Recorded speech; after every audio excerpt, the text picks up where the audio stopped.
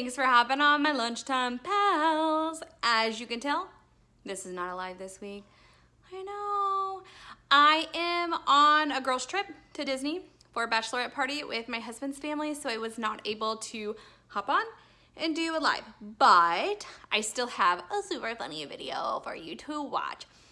This week is all about stepping out of your comfort zone. I know a lot of people are scared to do things like go live on Facebook, go live on Instagram, go live on Twitter. Now, I say all that with the caveat that I have not gone live on Instagram. I have not gone live on Twitter, but I have gone live on Facebook, and I'm working towards Instagram and Twitter because I've realized that it's okay to make mistakes. It's okay to get up there and be silly. It's okay to talk about things. Like, it's okay. People aren't gonna be mean.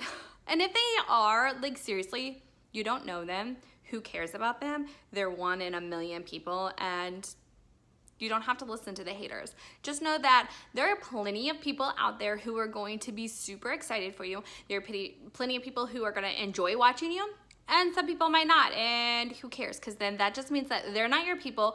They shouldn't be watching your videos because they're just not your people, so don't worry about it.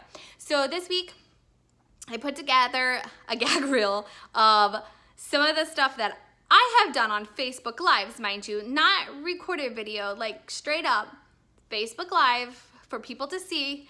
They're still there for people to see over and over and over again. So I wanted to show you, like, people make mistakes, you're gonna make mistakes, and quite frankly, it's kind of funny when you do, and then you get to make a funny gag reel. So without further ado, thank you guys for stopping by. Thanks for taking your lunchtime to hang out and watch as I make a fool of myself. All right, you guys have a wonderful day, and I will see you next week. So sorry I missed you. Bye. Industrial food processor can, they're reasonably priced to get to smaller food processors, man, that word is complicated today, versus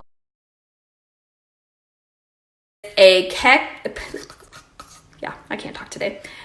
I could have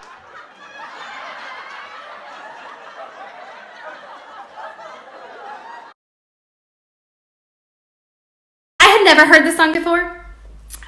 It's so popular in Chicago. That is where I heard it. So when my oldest was younger, I lived in Chicago with my husband, and that is when I discovered Dominic the Donkey. And I'll sing it for you.